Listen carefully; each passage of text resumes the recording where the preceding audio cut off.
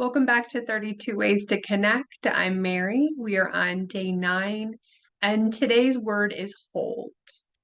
Hold in the sense, if you imagine scooping a loved one up and grabbing them in your arms, holding them, how it feels to be held by someone else that you love, feeling scooped up, secure, safe in their arms.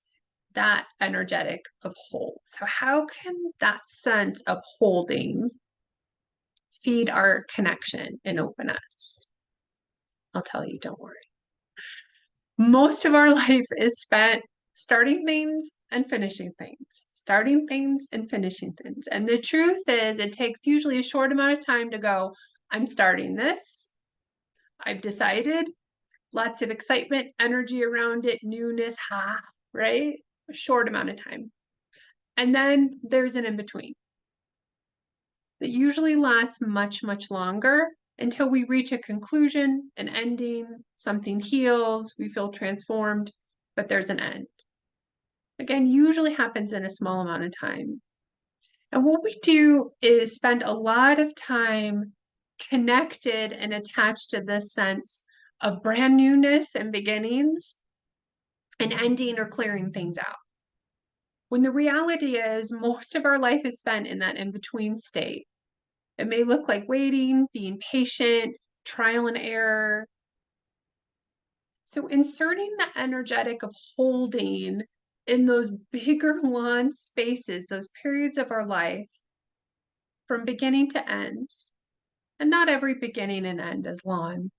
However, most of the time we are spent in this state of what do we do next? Is this really working? How can I know for sure, right? That place in the in-between where these questions start to come up. And so how do we hold ourselves when we're waiting? And how do we hold ourselves when we're being asked by life to be patient? And inserting this sense of the type of embrace and unconditional sense of you would with a loved one, with yourself, during these periods, I find really helps us to stay connected, especially during those periods where we're not just waiting for something next, the next thing to happen, for it to end, for it to begin. And really, we're investing and staying fully present. And with our sense of love, enjoyment, gratitude for whatever is happening in front of us. And I feel like the added support of holding the sense, especially for us, that's harder for us to be patient, right? We want things done now. We want the magic now. We want to finish it now. We want to start this now. We want it to work, right? Inserting that energetic of how do I want to hold? It's not happening yet. Here I am now. How do I want to enjoy my day? This person, this thing in front of me, to where I'm not living my life just for the next thing. Almost as if I'm in my consciousness just on a perpetual fast forward button. Could this hurry up and pass me by?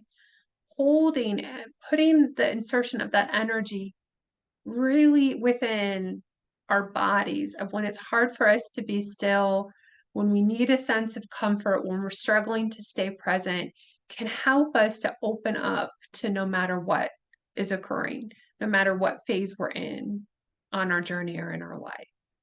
So how can we open more and more into a sense of holding that nourishes us, no matter what phase or point we're at in our life, is the question.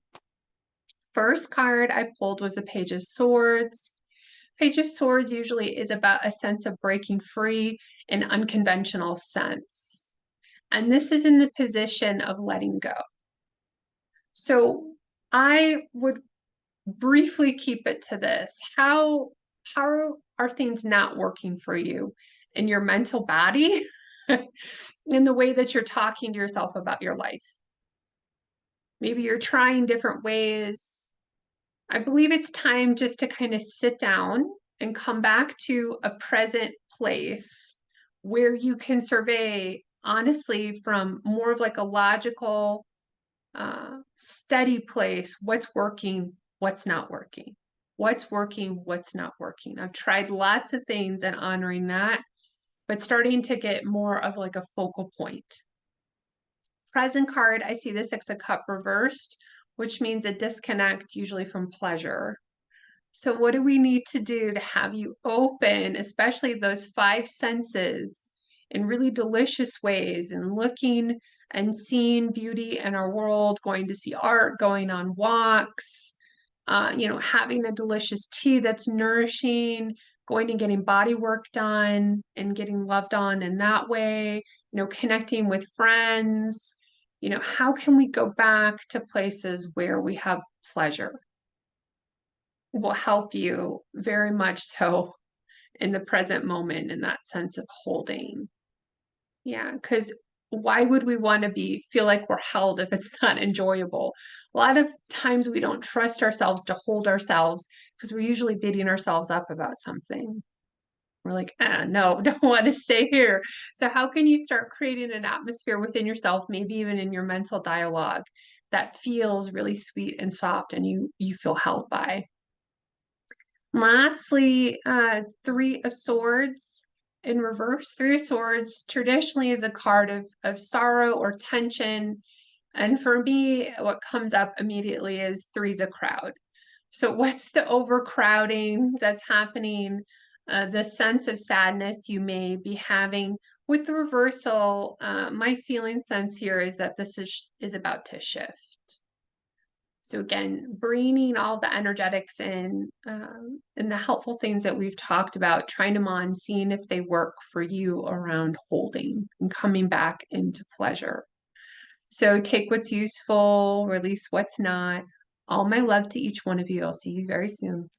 Bye-bye.